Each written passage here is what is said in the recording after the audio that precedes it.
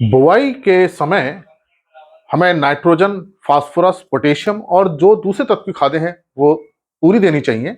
इसमें नाइट्रोजन को हम 2-3 बार में देते हैं और जो फास्फोरस है, पोटेशियम है, जिंक है, सल्फर है, वो सारी की सारी 100% मात्रा हम बुआई के समय देते हैं। तो इस बात का हमें ध्यान रखना चाहिए कि हम फास्फोरस को खास तौर से बुआई के समय दें, क्योंकि फास्फोरस मिट्टी के अंदर फिक्स हो जाता है, ये मूव नहीं करता है। तो खड़ी फसल में जब हम फास्फोरस देते हैं तो वो जड़ तक नहीं पहुंच पाता है।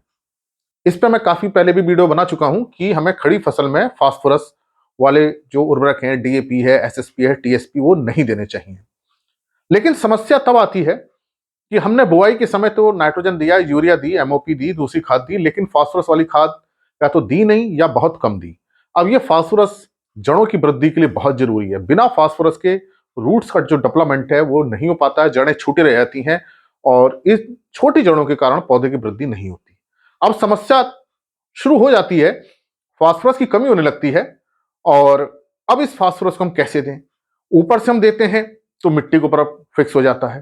तो गेहूं में ये समस्या देखने को मिलती है कि बुआई के समय फास्फोरस वाले उर्वरक नहीं डाल पाए, खासतौर से डीएपी जो बहुत पॉपुलर फर्टिलाइजर वो नहीं मिल पाया। अब हम इस फास्फोरस को कैसे दें? तो देखिए, जब भी हम खड़ी फसल में ऊपर से फास्फोरस डालेंगे, डीएपी है, एसएसपी है, टीएसपी है, एनपीके है, वो पूरी की पूरी मात्रा जड़ तक नहीं पहुंचेगी। लेकिन हमें इस मात्रा को पूरा करवाना भी है, फसल की वृद्धि भी अच्छी रखनी है, तो हम क्या उपाय कर सकते हैं? देखिए, पहले इस बात को ध्यान रखिए कि हम किसी भी फसल की बुआई करें, चाहे मक्का है, धान है, गन्ना है, आलू है, पूरा का पूरा फास्फोरस और पोटेशियम बुआई के समय ही देना चाहिए, ताकि हमसे कोई गलती ना हो और फसल हमारी शुरुआत से अच्छी रहे। अब लेकिन ये समस्या गेहूं में देखने को मिल रही है कि कुछ किसान भाइयों ने शुरू में फास्फोरस नहीं दिया या बहुत कम दिया और अब डीएपी या एसएसपी या टीएसपी देना चाह रहे हैं। तो कैसे दें?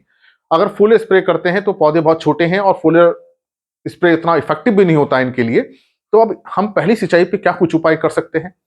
जी बिल्कुल, कुछ उपाय हम कर सकते हैं, कुछ राहत हमें मिल सकती है। मैं ये नहीं कह रहा कि 100% फायदा होगा, लेकिन कुछ फायदा हो सकता है। आपको करना क्या है, जब गेहूं में आप पहली सिंचाई करें, जब समय आता है सीआरआई स्टेज का 20 दिन बाद, 21 दिन बाद, 22 दिन बाद, तब आपको यूरिया के साथ डीएपी मिला करके या टीएसपी या एसएसपी मिला करके सिंचाई से पहले डाल देना है। इस बात को ध्यान रखें, इनको मिला करके सिंचाई करने से पहले खेत में अच्छी तरह से डाल देना है, इसके बाद सिंचाई करनी है।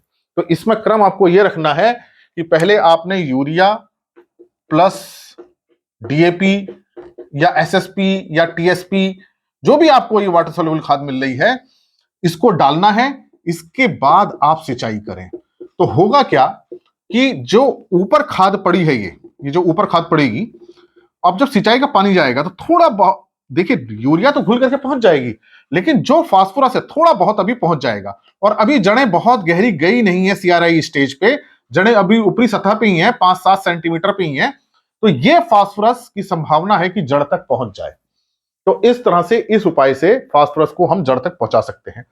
लेकिन ये 100% फास्फोरस नहीं पहुंचेगा, कुछ मात्रा फास्फोरस की ऊपरी सतह में फंस जाएगी, लेकिन फिर भी हम फास्फोरस की कुछ पूर्ति कर सकते हैं।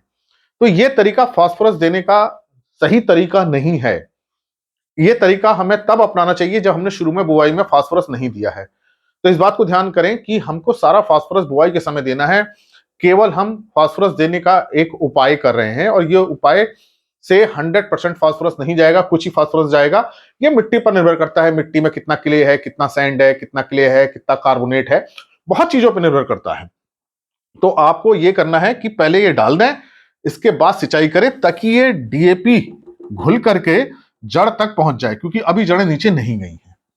अब बात यह आती है कि ये काम अगर हम गेहूं में कर रहे हैं तो फिर कितना यूरिया, कितना डीएपी लें, एसएसपी के साथ हम कितना यूरिया मिलाएं, टीएसपी के साथ हम कितना मिलाएं। तो देखिए, जो हमें 1 एकड़ की अगर हम बात करते हैं, तो अगर हम केवल यूरिया डाल रहे हैं केवल, और शुरू में हमने फास्फोरस दे दिया है, तो हमको 1 बैग डालने की जरूरत होती है, मतलब 45 किलो यूरिया 1 बैग हमको डालना है 1 एकड़ में।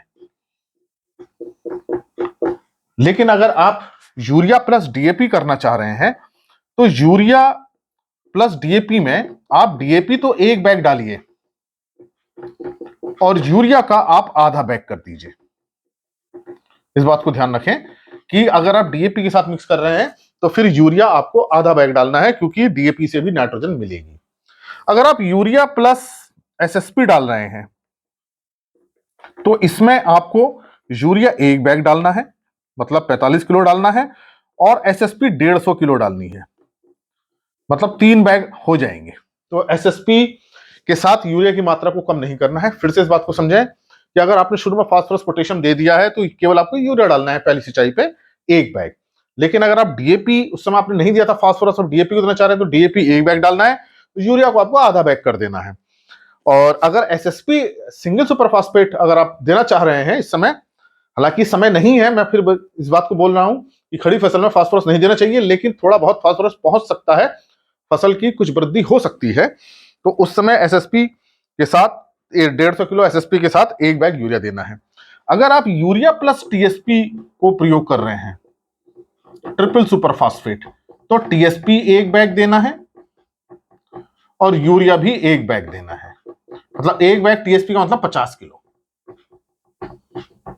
तो इस तरह से हम कुछ फास्फोरस की कुछ मात्रा को जड़ तक पहुंचा सकते हैं। तो आशा है मेरी बात आपकी समझ में आई होगी कि हमें सारा फास्फोरस और पोटेशियम बुआई के समय ही देना चाहिए। लेकिन अगर आप फास्फोरस नहीं दे पाए हैं, डीएपी उपलब्ध है इस समय, पहली सिंचाई का समय आ रहा है, तो दोनों खादों को मिक्स करके पहले खेत में छींट दीजिए, बिखेर दीजिए, उसके बाद सिंचाई कीजिए। सिंचाई के पानी के साथ घुल के कुछ मात्रा नाइट्रोजन की तो पूरी पहुंच जाएगी, फास्फोरस की कुछ मात्रा जड़ तक पहुंच जाएगी। कितना डीएपी रखना है, कितना यूरिया रखना है? 1 बैग डीएपी के साथ आधा बैग यूरिया, 3 बैग एसएसपी के साथ 1 बैग यूरिया, मतलब 150 किलो है, और यूरिया प्लस टीएसपी है तो 1 बैग यूरिया और 1 बैग टीएसपी, मतलब 50 किलो का 1 बैग हम मान के चल रहे हैं। तो इस तरह से हम फास्फोरस को कुछ हद तक गेहूं की जड़ों तक पहुंचा सकते हैं। लेकिन यह तरीका सही तरीका नहीं होता है, यह केवल फास्फोरस की कमी ना होने पाए से इस समस्या से बचने का एक उपाय है जो थोड़ा बहुत फास्फोरस को जड़ तक पहुंचा सकता है। सही उपाय यही है कि पूरा फास्फोरस आप बुआई के समय दीजिए। मैं कई बार इस बात को बता चुका हूं कि हमें डीएपी खड़ी फसल में नहीं देना चाहिए, लेकिन अगर फास्फोरस हमने बिल्कुल शुरू में दिया ही नहीं है तो अब थोड़ी बहुत मात्रा को हम इसके माध्यम से पचा सकते हैं। तो ये मैंने आपको तरीका बताया कि क्या हमारा उपाय हो सकता है कि जिससे हम फास्फोरस को पहली सिंचाई में जड़ तक पहुंचा दें। तो ये इस तरह से आप करेंगे तो कुछ हद तक फास्फोरस की पूर्ति हो सकती है और फसल को कुछ फास्फोरस मिल सकता है, और जिससे हमारी फसल अच्छी हो सकती है। तो ये आशा है मेरी बात आपकी समझ में आई होगी कि सारा का सारा फास्फोरस हमें बुआई के समय ही देना चाहिए, तभी हमें उसका 100% रिजल्ट मिलता है। लेकिन अगर हम नहीं दे पाए हैं तो पहली सिंचाई से पहले उसको बिखेर दीजिए और सिंचाई कीजिए, तो कुछ रिजल्ट मिल जाएगा। 100% तो नहीं मिलेगा, कुछ रिजल्ट जरूर मिल जाएगा, और इससे हमारी जो फास्फोरस की ज्यादा कमी होती वो कुछ ज्यादा कमी नहीं होगी, कुछ पूर्ति फास्फोरस की पौधों को हो जाएगी। इसी प्रकार के लेक्चर्स को देखने के लिए कृषि किसान प्लेलिस्ट देखिए, और अगर चैनल सब्सक्राइब नहीं किया तो सब्सक्राइब कीजिए। धन्यवाद।